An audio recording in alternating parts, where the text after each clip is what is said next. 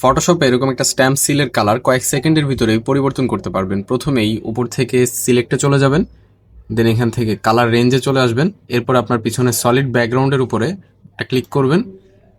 এরপর এখান থেকে ইনভার্টটা সিলেকশন করে ওকেতে ক্লিক করবেন। তাহলে কিন্তু আপনার সিলটা সিলেকশন হয়ে যাবে। এখন আপনি কালার চেঞ্জ করার জন্য এই পাশে ফরগ্রাউন্ড কালার অথবা ব্যাকগ্রাউন্ড কালার যে কোনো একটাতে আপনার কালারটা চুজ করবেন, যেই কালারটা আপনি পরিবর্তন করতে চান।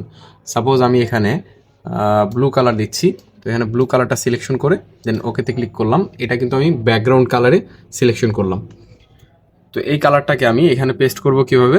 কন্ট্রোল প্লাস ডিলিট বাটনে প্রেস করলে কিন্তু আমার ব্যাকগ্রাউন্ড যে কালারটা, এই কালারটা কিন্তু এখানে পেস্ট হয়ে যাবে।